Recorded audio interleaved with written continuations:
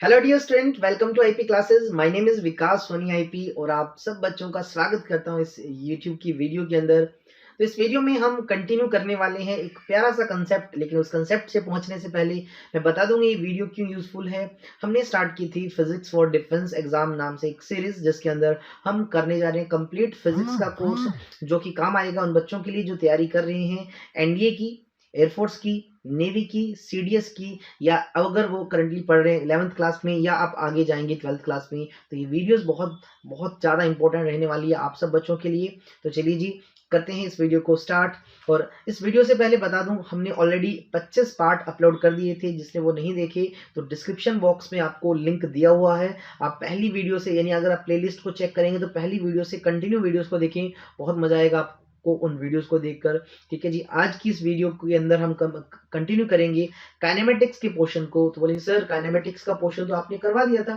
बिल्कुल हाँ, मैंने काइनेमेटिक्स के अंदर आपको वो पोर्शन पढ़ाया था जिसके अंदर हमने पढ़ा था motion in a straight line. लेकिन अब हम इससे थोड़ा सा आगे बढ़ने वाले हैं, हम अपने टॉपिक को कंटिन्यू करेंगे। हम लेके चलेंगे अपने मोशन को सिर्फ स्ट्रेट लाइन तक नहीं, एक प्लेन के अंदर। आपको पता होगा मोशन इन प्लेन, जिसको कि हम टू डायमेंशनल मोशन के नाम से भी जानते हैं। तो हमने इस वीडियो के अंदर मोशन इन टू डायमेंशन को सीखना है और उसके दो बेहद प्यारे से कंसेप्ट, मोशन इन प्लेन के दो बहुत ही प्यारे से एग्जांपल, जिनमें से एक होता है आपका प्रोजेक्टाइल मोशन। इस तरह का मोशन आप अगर एनिमेशन को देख पा रहे हैं, तो जिस तरह से एक ऑब्जेक्ट, एक इस आदमी ने किसी ऑब्जेक्ट को फेंका और इस तरह से आगे मूव करके गया, है ना। तो ये जो मोशन होते हैं प्रोजेक्टाइल, इसको थोड़ा सा डिटेल में पढ़ेंगे इस चैप्टर के अंदर, थोड़ा सा क्या, बहुत सारा डिटेल में। और दूसरा जो मोशन आप देख पा रहे हो, सब बच्चों को पता है इस मोशन को यार सर्कुलर मोशन के नाम से जाना जाता है। तो इस सर्कुलर मोशन और उससे जुड़ी बहुत सारी टर्म्स हम इस वीडियो के अंदर, इस वीडियो में नहीं मतलब इस तरह से आगे वाली वीडियोस के अंदर सीखने वाले हैं।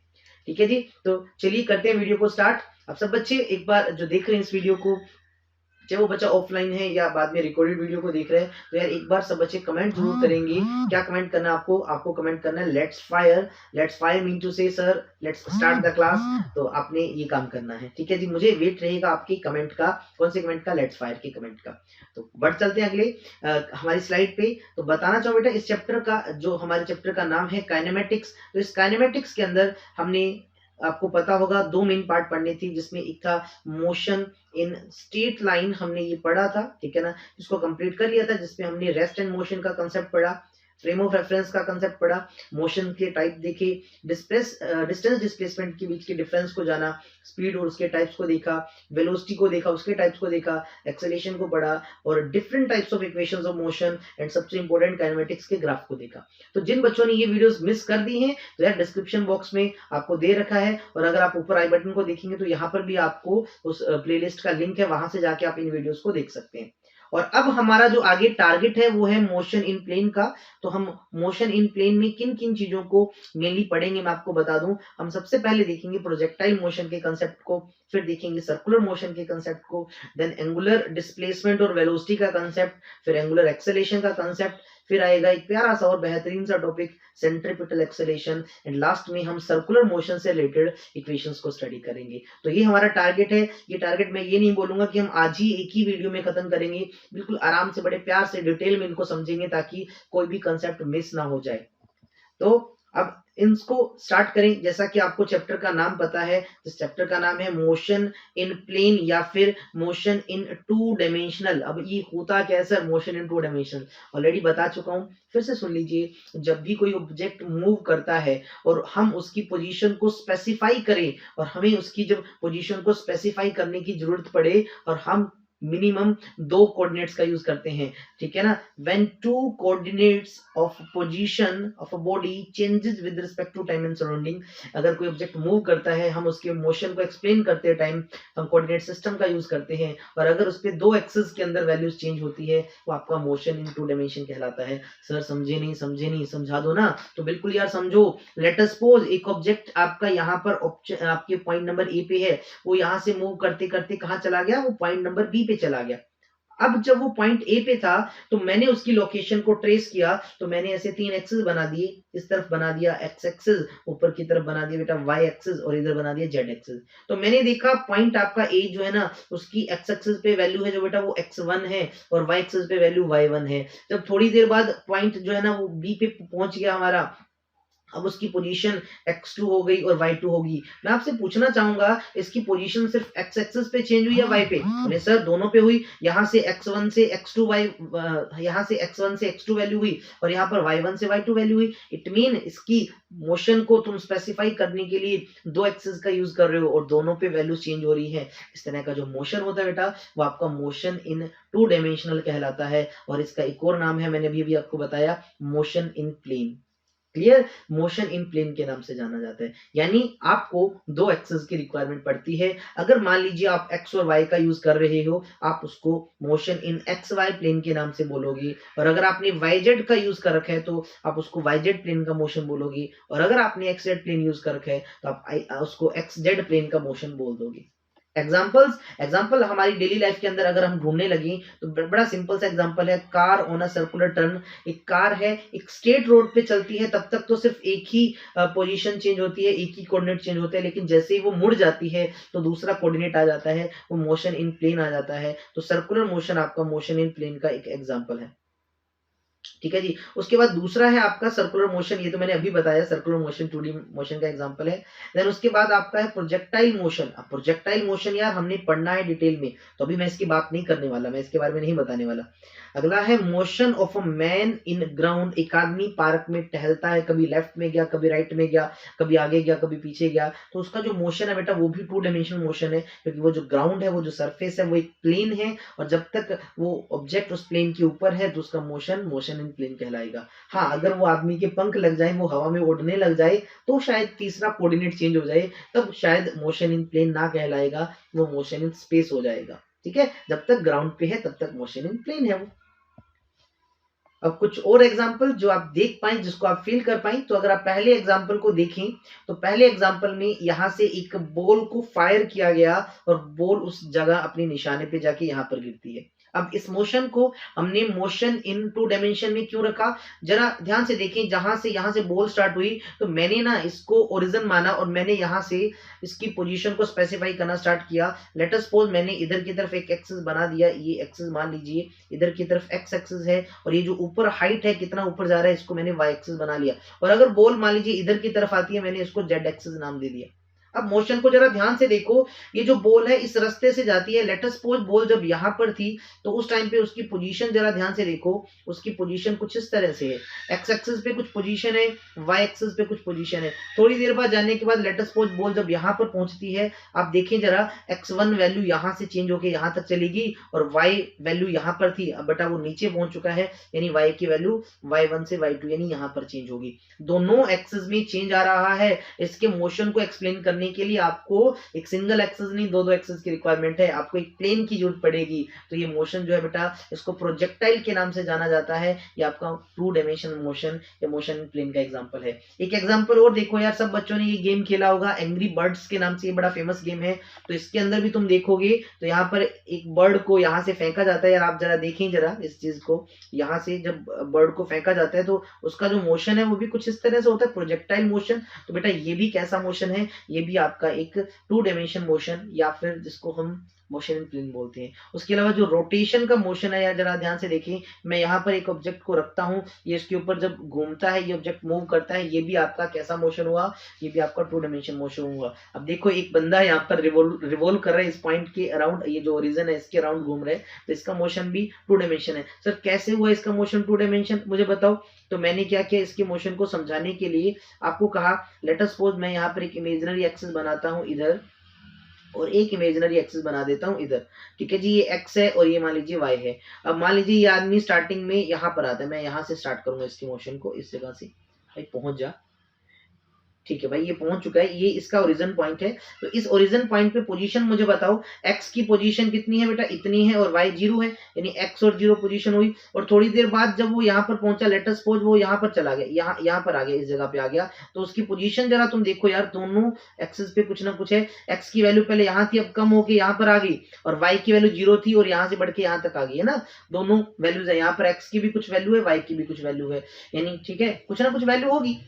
तो यानी एक्स और वाई दोनों की जरूरत पड़ेगी तुम्हें इसकी मोशन को एक्सप्लेन करने के लिए। सिर्फ इसी साइड में नहीं, आप नेगेटिव इस साइड में भी एक्सप्लेन कर सकते हो, इस साइड भी बता सकते हो, इस साइड भी बता सकते हो। अल्टीमेटली तुम्हें इसको एक्सप्लेन करने के लिए दो एक्सेस की तो रिक्वायरमेंट पड़ने ही पड़ने वाली है, इसलिए उसको मोशन इन टू डायमेंशन की कैटेगरी में रखा। आगे हम इसको डिटेल में पढ़ने वाले, ठीक है। लेकिन एक चीज का ध्यान देना कि हम क्यों पढ़ रहे हैं टू डायमेंशन मोशन को। अच्छा, उसको पढ़ने का तरीका क्या होता है, how to study two dimension motion. तो हमेशा एक गोल्डन पॉइंट याद रखना, जब भी आपके पास टू डायमेंशन मोशन हो, ये इवन आगे थ्री डायमेंशन मोशन पढ़ोगे, तो हमेशा उसको पढ़ने के लिए आप उस मोशन को डिवाइड कर दीजिए बेटा। उसको क्या कर दीजिए, डिवाइड कर दीजिए किसके अंदर, वन डायमेंशन मोशन के अंदर। सर वन डायमेंशन मोशन मतलब ये 2D है, 2D मीन टू से टू एक्सेस की रिक्वायरमेंट पड़ती है, तो आप इसके मोशन को दोनों एक्सेस पे अलग अलग स्टडी कीजिए। यानी आपने इसको दो टुकड़े में तोड़ देना है, दोनों को 1D कर देना है। सर समझे नहीं किस तरह से 1D करना है। अब मैं आपको बोलूं भाई, इसको समझना, सिर्फ फील करना। एक बॉल है इस तरह से, ये यहां पर रखिए, ये ओरिजिन मान लेता हूं मैं इस चीज को बेटा, ठीक है। इस बॉल को इधर की तरफ फेंका गया, जो मैंने एरो बनाया इधर की तरफ, तो ये बॉल कुछ ऊपर बढ़ रही है ऐसे। अच्छा, ये बॉल जो है ना, मैं आपसे पूछता हूं कि आप जब यहां पर थे ओरिजिन पे, इस जगह पे, थोड़ी देर बाद देखते हो बॉल जब आगे बढ़ रही है, बॉल की पोजीशन एक्स एक्सिस पे बढ़ रही है, आगे देख लो, एक्स एक्सिस पे बॉल की पोजीशन इधर की तरफ बढ़ रही है आगे, और लेकिन ये बॉल ऊपर भी जा रही है, इट मीन इसकी पोजीशन वाई एक्सिस पे भी बढ़ रही है, यानी इसके मोशन को मोशन इन प्लेन कहा जा सकता है। तो लेट अस सपोज इसकी वेलोसिटी जो है इस तरफ बेटा, वो v वेलोसिटी है। मैंने यहां पर ये एंगल मान लिया थीटा, लेट अस सपोज। अगर मैं इस वेलोसिटी के कंपोनेंट करूं, तो एक कंपोनेंट आपका आ जाएगा v cos थीटा, क्योंकि बेटा एंगल इसके साथ है, और ये जो ऊपर कंपोनेंट बनता है ये बन जाएगा v sin theta. It mean हुआ क्या, मैंने इस बॉल की वेलोसिटी के दो टुकड़े किए। एक मैंने किया अलोंग हॉरिजॉन्टल, ये जो आप देख सकते हो हॉरिजॉन्टल वाली लाइन है, और एक बेटा मैंने किसके अंदर कर दिया, वर्टिकल के अंदर। क्यों कर दिया, क्योंकि अब मुझे इससे ये पता लगेगा कि अगर बॉल आगे बढ़ रही है तो शायद वो इसकी वजह से बढ़ रही है, बॉल ऊपर भी जा रही है शायद वो इसकी वजह से जा रही है, यानी बॉल का कंबाइंड मोशन है। बॉल यहां से आगे भी चल रही है और ऊपर भी जा रही है ना, ऐसे ऊपर होके आगे जा रही है, दोनों मोशन हो रहे हैं ना। यानी आप इनको दो पार्ट्स में स्टडी करो, आप हॉरिजॉन्टल का अलग स्टडी करो, आप वर्टिकल का अलग स्टडी करो। यही हम रूल यूज करेंगे जब भी एक टू डायमेंशन मोशन को स्टडी करने वाले होंगे। तो सबसे पहले हम क्या करेंगे, उस टू डायमेंशन मोशन को डिवाइड कर देंगे, उसको हम क्या कर देंगे, डिवाइड कर देंगे किसके अंदर, वर्टिकल मोशन को अलग से स्टडी करेंगे, और हम हॉरिजॉन्टल मोशन को अलग से स्टडी करेंगे, ताकि चीजें थोड़ी सी आसान हो जाए, ताकि हमें पता लग सके कि उस ऑब्जेक्ट का मोशन वर्टिकल में क्यों हो रहा है और हॉरिजॉन्टल में क्यों हो रहा है। कैसे करेंगे अभी थोड़ी देर में आपको पता लगता रहेगा। क्लियर। अब हमारा पहला एग्जाम्पल किसका, हमारे मोशन इन प्लेन का सबसे पहला एग्जाम्पल और सबसे important example, projectile motion. Projectile motion पे हर एग्जाम्स में कोई ना कोई क्वेश्चन बन जाता है, मिल जाता है, तो हम प्रोजेक्टाइल मोशन को पढ़ेंगे। कुछ प्रोजेक्टाइल मोशन का पार्ट इस वीडियो में होगा, कुछ प्रोजेक्टाइल मोशन का पार्ट अगली वीडियो में होगा, क्योंकि इसके टाइप्स भी तो होंगे। तो होता क्या projectile motion, the motion of an object along a parabolic path under the action of gravity only. आपने किसी ऑब्जेक्ट को फेंक दिया कुछ वेलोसिटी देके, अब वो सिर्फ और सिर्फ अर्थ की ग्रेविटी की वजह से मूव कर रहा है, और उसका जो पाथ हो वो पैराबोलिक पाथ हो, सीधा ना हो, ऐसे कर्व वाला पाथ हो, ऐसे मोशन को तुम प्रोजेक्टाइल मोशन के नाम से जानते हो। अब देखिए जरा, एक आदमी यहां से आइस पे स्लाइड कर रहा है, जैसे यहां पर आया तो देखिए कुछ वेलोसिटी से यहां पर गया, उसके बाद क्या, अब ये तो सरफेस के साथ कांटेक्ट नहीं है, ये धीरे धीरे ग्रेविटी की वजह से, अर्थ की ग्रेविटी की वजह से ऐसे नीचे आ जाएगा और यहाँ पर आके गिर जाएगा। तो इसका जो मोशन है, यहाँ पर तो उसके पास कुछ इनिशियल वेलोसिटी थी इस तरफ, उसके बाद ये under the effect of gravity move कर रहा है, और इसका जो पाथ है वो ऐसे पैराबोलिक पाथ है, तो ये प्रोजेक्टाइल मोशन है। ऐसे ही एक आदमी यहाँ पर बॉल फेंकता है, बास्केट के अंदर बॉल को जो फेंकता है, जरा ध्यान से देखिए, वो इसको बॉल को इधर की तरफ एक वेलोसिटी से फेंकता है, उसके बाद तो बॉल अपने आप जाती है। बॉल क्या हमेशा ऐसे ऊपर जाएगी, नहीं ना, ग्रेविटी उसको नीचे खींचती है और बॉल अल्टीमेटली ऐसे नीचे की ओर आ जाती है, और इसका जो मोशन ऐसे पैराबोलिक हुआ, तो ये कैसा प्रोजेक्ट आपका मोशन हुआ, प्रोजेक्टाइल मोशन हुआ। अच्छा, इसके अलावा मैं आपको बोलना चाहूँ, जरा ये देखिए यार, इस तरह से तुमने फाउंटेन्स देखे हो, डेकोरेटिव फाउंटेन्स होते हैं ना, ठीक है। इस तरह से ये देखिए, ये भी कैसा आपको दिख रहा होगा, ये भी प्रोजेक्टाइल मोशन है। ठीक है, इस तरह से ये सर्कस में कभी देखा होगा, देखा है क्या? इस तरह से सर्कस में तो बहुत कम करते हैं कि एक आदमी यहाँ पर है तो यहाँ से उसको यहाँ पर फेंका जाता है और वो ऐसे आके यहाँ पर बड़े किसी गद्दे पे या किसी चीज के ऊपर गिरता है। तो इसका जो मोशन देख सकते हो यार, तो यहाँ पर तो कुछ वेलोसिटी से फेंका गया था, उसके बाद तो धरती माता पुकार रही है, तो under the effect of gravity हो गया। तो ये आपका प्रोजेक्टाइल मोशन का एग्जाम्पल हुआ। तो ये थे कुछ एग्जाम्पल प्रोजेक्टाइल मोशन के। अब प्रोजेक्टाइल मोशन के एग्जाम्पल के बाद अब प्रोजेक्टाइल से रिलेटेड कुछ छोटी छोटी टर्म्स, जैसे सबसे पहली कि प्रोजेक्टाइल बोलते किसको है, प्रोजेक्टाइल के नाम से किसको जाना जाता है? तो any object which is projected in air, जिसको आप हवा में फेंकते हो उसी को तुम प्रोजेक्टाइल बोल दोगे। जैसे इस डायग्राम में देखो, हम बॉल को फेंक रहे हैं, बॉल को शायद यहां से फेंका गया था, अब बॉल इस तरह से पैराबोलिक पाथ में मूव की है ना, तो बॉल को प्रोजेक्टाइल के नाम से जानेंगे। एक आदमी अगर ऐसे छलांग लगा रहा है तो आदमी प्रोजेक्टाइल कहलाएगा, यानी जिस भी ऑब्जेक्ट को आप प्रोजेक्ट कर रहे हो वो प्रोजेक्टाइल कहलाएगा। नेक्स्ट पॉइंट ऑफ प्रोजेक्शन क्या होता है? देखिए, जिस जगह से आप ऑब्जेक्ट को या प्रोजेक्टाइल को फेंकते हो है ना, उसका जो इनिशियल पॉइंट होता है जहां से उसको फेंका गया, the point from which the object is projected in air is called आपका पॉइंट ऑफ प्रोजेक्शन। तो भैया ये हुआ ना आपका पॉइंट ऑफ प्रोजेक्शन, क्योंकि यहां से फेंका गया था। उसके बाद आता है बेटा एंगल ऑफ प्रोजेक्शन। जरूरी नहीं कि हमेशा एंगल पे फेंका जाए, ठीक है ना, ठीक है, एंगल की वैल्यू भी कुछ भी हो सकती है। अगर मान लीजिए एंगल पे फेंका जा रहा है, तो अगर आप किसी ऑब्जेक्ट को प्रोजेक्टाइल करते हो, फेंकते हो, और उसका हॉरिजॉन्टल के साथ कुछ एंगल हो, जरा ध्यान दीजिए, ये बेटा लाइन जो होती है ना, इसको हॉरिजॉन्टल लाइन कहा जाता है। ये जो मैं नीचे बना रहा हूं, डार्क कर रहा हूं, ये हमारी हॉरिजॉन्टल लाइन है। तो हॉरिजॉन्टल लाइन के साथ जितने एंगल पे हम उसको फेंक रहे हैं, और इस एंगल को हमने एक नाम दिया, क्या नाम दिया? इसको बोला angle of projection. The angle with the horizontal eight which the object is projected. Object को आप हॉरिजॉन्टल से कितने एंगल पे फेंकते हो, वो आपका एंगल ऑफ प्रोजेक्शन होगा। इसकी भी बड़ी इंपॉर्टेंस होगी। नेक्स्ट आपका वेलोसिटी ऑफ प्रोजेक्शन। जब आपने ऑब्जेक्ट को फेंका, ऐसे तो नहीं कि छोड़ दिया अपने आप चला जाएगा, आप उसको कुछ वेलोसिटी से फेंकोगे, भैया ले इतनी वेलोसिटी ले और आगे चल। तो जिस वेलोसिटी से आप उसको फेंकते हो उसको आप किस नाम से बुलाते हो? वेलोसिटी ऑफ प्रोजेक्शन के नाम से बुलाते हो। नेक्स्ट आता है बेटा आपका ट्रेजेक्ट्री। क्या आता है? ट्रेजेक्ट्री। ट्रेजेक्ट्री क्या है? जब आपने एक प्रोजेक्टाइल को किसी पॉइंट से, किसी एंगल पर, किसी वेलोसिटी से जब फेंका, तो वो एक पाथ को फॉलो करता है। एक रास्ता तो होता होगा उसका, कुछ ना कुछ पाथ होता होगा। उस पाथ को जो वो फॉलो कर रहा है, वो पैराबोलिक जो पाथ आपको दिख रही है, इसी पाथ को हम ट्रेजेक्ट्री बुलाते हैं। ट्रेजेक्ट्री का एक्चुअल मीन होता है path. Path followed by the projectile, जो उसने रास्ता अपनाया, उस रास्ते का शेप कैसा मेरे भाई, उसी को ट्रेजेक्ट्री बोलते हैं। नेक्स्ट बेटा आपके पास आता है एक पॉइंट, टाइम ऑफ फ्लाइट। जब आपने किसी चीज को फेंका है ना, यहां से आपने किसी चीज को जब प्रोजेक्ट किया, ऐसा तो नहीं कि वो हमेशा हवा में रहेगा, कुछ टाइम बाद वापस जमीन पे आ जाएगा, धरती पे आ जाएगा वो वापस। तो कितनी देर तक वो हवा में था, उसको बोलते हैं टाइम ऑफ फ्लाइट। देखिए नाम से ही पता लग रहा है, उड़ने का टाइम, मतलब जब तक वो उड़ रहा था, जब तक वो हवा के अंदर था, जब तक वो पूरी ट्रेजेक्ट्री नहीं कंप्लीट कर लेता, उस टाइम को बेटा टाइम ऑफ फ्लाइट के नाम से जाना जाता है। देखिए time of flight by the projectile to cover the entire trajectory. पूरा पाथ कवर करने में जो टाइम लगता है उसको हमने क्या बोला? टाइम ऑफ फ्लाइट बोल दिया। क्लियर जी? उसके बाद हमारा एक छोटा सा और कंसेप्ट आ गया कि मैक्सिमम हाइट क्या होती है। जब भी हम प्रोजेक्टाइल को फेंकेंगे, वो कितना ज्यादा से ज्यादा ऊपर तक जा सकता है, तो जमीन से वो कितना ऊपर उठा, इस चीज को बेटा हम हॉरिजॉन्टल या मैक्सिमम हाइट के नाम से जानते हैं। हॉरिजॉन्टल नहीं, सॉरी, मैक्सिमम हाइट के नाम से जानते हैं। फिर नेक्स्ट आता है हॉरिजॉन्टल रेंज। जब आपने एक प्रोजेक्टाइल को फेंका, वो कितनी दूर जाके गिरा, ये यानी ये जो हॉरिजॉन्टल डिस्टेंस है ना, इस चीज को हम हॉरिजॉन्टल रेंज के नाम से जानते हैं। The horizontal distance travelled by the projectile during entire motion. पूरे मोशन के दौरान कितना वो हॉरिजॉन्टल में आगे गया। ये ऊपर वाला क्या था? कितना वो ऊपर गया, और हॉरिजॉन्टल रेंज में वो कितना आगे गया, ठीक है ना, कितनी दूर जाके गिरा, दैट इज हॉरिजॉन्टल रेंज। तो जब भी आप एक प्रोजेक्टाइल की स्टडी करते हो तो आपको इन चीजों का पता होना चाहिए, जैसे हॉरिजॉन्टल रेंज उसकी कितनी है, उसकी मैक्सिमम हाइट कितनी होगी, उसका टाइम ऑफ फ्लाइट क्या होगा, उसकी ट्रेजेक्ट्री कैसी होगी, ये चीजें आपको पता होनी चाहिए।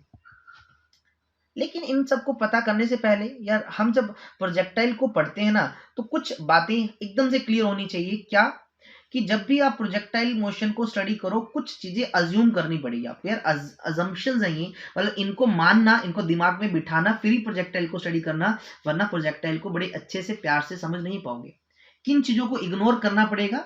आपको इग्नोर करना पड़ेगा सबसे पहला, the effect due to air resistance is negligible. आपने ये मानना है कि जब आपने किसी चीज को फेंका, वो मूव कर रहा है, उस दौरान हवा कुछ नहीं कर रही, हवा एकदम से शांत हाथ जोड़ के बैठी है, आप एयर की रेजिस्टेंस को नेग्लिजिबल मान के चलोगे। ये पहला आपने वादा करना है कि ये चीज आप काउंट नहीं करोगे, ना ही मुझसे पूछोगे सर ये चीज होती है नहीं होती। हमने ये पहले ही इसको इग्नोर कर दिया। दूसरा, the effect due to curvature of the earth is negligible. हमें एक्चुअल में पता है अर्थ कर्व है, लेकिन जब हम प्रोजेक्टाइल मोशन की स्टडी करेंगे, हम लगभग हॉरिजॉन्टल जो सरफेस बनाएंगे उसको ऐसे सीधा बनाएंगे, क्योंकि हम थोड़ा बहुत पार्ट यूज करते हैं, kilometre, 2 kilometre, 10 kilometre, 20 kilometre, 500 kilometre. वैसे तो रियलिटी के अंदर जो मिसाइल्स फायर की जाती है बहुत दूर दूर तक होती है, आपको पता होगा 500 किलोमीटर, 600 किलोमीटर, उससे भी ज्यादा रेंज होती है ना। तो हम लेकिन एक बार जब अपनी स्टडी को लिमिटेड रखेंगे और हम ये मान के चलेंगे कि अर्थ का जो कर्वेचर है वो हम ज्यादा कंसिडर ना करें, हम अर्थ की जिस जगह पे हैं वहां पर हम लगभग हॉरिजॉन्टल डिस्टेंस को कैसा मान के चले, सीधा मान के चले, ठीक है। तीसरा, the effect due to rotation of earth is negligible. हम ये भी मानेंगे कि अर्थ रोटेट कर रहा है, उसके रोटेशन की वजह से अगर किसी ऑब्जेक्ट पे कोई एक्स्ट्रा फोर्स लग रहा है, जैसे कोरिलियस फोर्स होता है बेटा, ठीक है ना, उसकी उन चीजों को हम इफेक्ट को हम नेग्लेक्ट करके चलेंगे। हम ये नहीं मानेंगे, हम ऐसे ही मान के चलेंगे जी अर्थ रेस्ट पे है और हम उसके अकॉर्डिंग ही स्टडी कर रहे हैं, ठीक है। हम अर्थ के मोशन को एक बार नहीं मानेंगे, रोटेशन को खासकर। And last and important, the acceleration due to gravity is constant over the range of motion। मान लीजिए आपने किसी चीज को यहां से यहां फेंका, तो ये मत समझना कि सर देखो ये इतना ऊपर तक गया, इसकी हाइट बढ़ने से इसका जो एक्सेलेरेशन ड्यू टू ग्रेविटी है ना, उसकी वैल्यू चेंज होगी। यार ऐसा मत करना, क्योंकि हम जब प्रोजेक्टाइल को पढ़ेंगे हम ज्यादा से ज्यादा उसको मतलब थोड़ी बहुत हाइट पे ही फेंकते हैं, यानी हमारा ये जो हॉरिजॉन्टल रेंज है, सॉरी आपका बेटा मैक्सिमम हाइट है, ये कुछ ज्यादा नहीं होता, इतना नहीं कि जी के अंदर वेरिएशन आ जाए। तो हम जी की वैल्यू को ऑलमोस्ट कांस्टेंट मान के चलते हैं, कितना, जो कि हमारे अर्थ के सरफेस पे होता है 9.8 मीटर पर सेकंड स्क्वायर। या कभी कभी क्वेश्चन में आपको डायरेक्ट बोल दिया यार अपनी सुविधा के लिए 10 यूज कर लो, बड़ी खुशी होती है उस टाइम, है ना, तो आपको वो दिया जा सकता है ऐसे। तो अजम्पशंस पता लग गया आपको ये भी पता लग गया प्रोजेक्टाइल मोशन में कैलकुलेट क्या क्या करना है ना। अब इसके बाद हम पढ़ते हैं प्रोजेक्टाइल के क्या कोई टाइप होते हैं। बिल्कुल, प्रोजेक्टाइल मोशन की कई टाइप्स होते हैं, टाइप्स ऑफ प्रोजेक्टाइल मोशन। तो प्रोजेक्टाइल मोशन को जनरली 3 टाइप्स में डिवाइड करते हैं बेटा, हॉरिजॉन्टल प्रोजेक्टाइल मोशन, एंगुलर या फिर oblique projectile motion, and last one is projectile motion on incline plane. जैसे अगर आप पहला एग्जांपल देखें, एक फाइटर प्लेन ने यहाँ पर एक बम को गिराया, ठीक है, बम को कुछ इनिशियल वेलोसिटी दी। देखिए यार, एक फाइटर प्लेन जब आगे मूव कर रहा है, उसके अंदर हर एक चीज के पास हॉरिजॉन्टल के अंदर जाने वाली एक वेलोसिटी है। जैसे बम को ड्रॉप किया तो बम के पास हॉरिजॉन्टल एक वेलोसिटी है, जिसकी वजह से बम ऐसे आगे तो पूरा नहीं जाएगा, ऐसे सीधा तो नहीं जाएगा, क्योंकि ग्रेविटी उसको बुलाएगी, धरती माता नीचे पुकारेगी, तो वो बम जैसे धीरे धीरे ऐसे नीचे जाता जाता कहां पर जाके गिरेगा, मान लीजिए यहाँ पर कोई टैंक वैंक है उसके ऊपर गिर गया। तो इसका जो पाथ हुआ ये under the effect of gravity ही तो है, और पाथ कर्व भी है, पैराबोलिक भी है, तो यानी आपका प्रोजेक्टाइल हुआ। लेकिन इसकी खास बात क्या है, आपने जिस ऑब्जेक्ट को फेंका, आपने उसको स्टार्टिंग में हॉरिजॉन्टली फेंका, हॉरिजॉन्टली यानी हॉरिजॉन्टल के साथ जो उसका एंगल है बेटा वो 0 है, ठीक है ना। इस तरह के प्रोजेक्टाइल को आप हॉरिजॉन्टल प्रोजेक्टाइल मोशन बोलते हो। दूसरा होता है बेटा एंगुलर या फिर ऑब्लिक प्रोजेक्टाइल मोशन। जैसे ही बैट्समैन के पास बॉल आई, उसने शॉट मारा, तो बॉल आपको पता है कुछ इस तरह से जाती है ऊपर, है ना, बाउंड्री पार जाके गिरती है, सिक्सर। तो इसमें हो क्या रहा है, जो आपको जो प्रोजेक्टाइल है वो मूव कर रहा है और हॉरिजॉन्टल के साथ कुछ एंगल बना हुआ है। देख लीजिए, ये हमारी हॉरिजॉन्टल लाइन है और ये हमारा वो डायरेक्शन जिस तरफ तुमने फेंका, और इन दोनों के बीच में एंगल दिख ही रहा होगा। तो इस तरह के प्रोजेक्शन को जिसमें आप एक एंगल से फेंकते हो, इसको एंगुलर प्रोजेक्शन या फिर ऑब्लिक प्रोजेक्टाइल मोशन के नाम से जाना जाता है। एंड लास्ट वन, कि कभी कभी हमारा सरफेस ही इंक्लाइंड है, आप टेढ़ी जगह पे खड़े हो, देख लो यार, हॉरिजॉन्टल होता है ये, और आपका प्लेन पहले से कैसा है बेटा, आपका प्लेन पहले से इंक्लाइंड है किसी थीटा एंगल पे, और ऊपर से आपने एक और एंगल पे फेंक दिया, यानी यहाँ पर प्रोजेक्टाइल मोशन तो हो ही रहा है, साथ में आपका जो सरफेस है वो भी कैसा है, इंक्लाइंड है थीटा एंगल पे। इसको बोलते हैं बेटा projectile motion on inclined plane. बोले सर हमें कौन सा पढ़ना है, क्या हमारे +1 के कोर्स में ये सारा है? तो बेटा आपके ये जो ऊपर वाले 2 है ना, ये हैं, हम इन दोनों को पढ़ेंगे, ठीक है, बड़े अच्छे से, जिसमें ये 2 नंबर वाला थोड़ा सा ज्यादा इंपॉर्टेंट है, 1 नंबर वाला भी इंपॉर्टेंट है, बहुत कुछ सीखने को मिलेगा। क्लियर? यहां तक सब बच्चों को समझ आया कि जो मैं आपको बता रहा था? ठीक है, तो आज यहीं पर स्टॉप करेंगे। छोटा सा वीडियो बनाया था, ज्यादा तो डिटेल में नहीं बनाया, ठीक है, छोटा सा वीडियो बनाया था। तो आज हमने सिर्फ टाइप्स ऑफ प्रोजेक्टाइल मोशन पढ़ा है ना, अजम्पशंस पढ़े, और थोड़ा बहुत हमने मोशन इन प्लेन के बारे में ऐसे जाना। तो कल की जो वीडियो रहेगी हम उसके अंदर इस हॉरिजॉन्टल प्रोजेक्टाइल मोशन को पहले खत्म करेंगे और उसके बाद एंगुलर या ऑब्लिक प्रोजेक्टाइल मोशन को भी कंप्लीट करने की कोशिश करेंगे। तो ये हमारे कल की वीडियो के बहुत ही खास पॉइंट रहने वाले हैं, तो कल की वीडियो को मिस नहीं करना। और जिन्होंने पीछे वाली वीडियो नहीं देखी तो यार डिस्क्रिप्शन बॉक्स में भी लिंक पड़ा हुआ है, वहां जाके उन वीडियोस को देख सकते हैं। और अगर वीडियो पसंद आए तो यार लाइक करना मत भूलना, ठीक है। चैनल को अगर नहीं सब्सक्राइब किया तो चैनल को भी सब्सक्राइब कर दीजिए और इस वीडियो को अपने दोस्तों तक भी शेयर कर दीजिए ताकि ये वीडियो उनके भी काम आ जाए। और अगर किसी बच्चे को किसी भी तरह की कोई क्वेरी होती है वो बिल्कुल कमेंट कर सकता है, या आपको डिस्क्रिप्शन में लिंक मिल जाएगा मेरे ग्रुप का, वहां पर भी आप ज्वाइन करके मुझसे आप उससे कांटेक्ट कर सकते हैं, ठीक है। तो आज की वीडियो को यही विराम देंगे, मिलेंगे अगली वीडियो के अंदर, तब तक हंसते रहें, मुस्कुराते रहें। जय हिंद, जय भारत।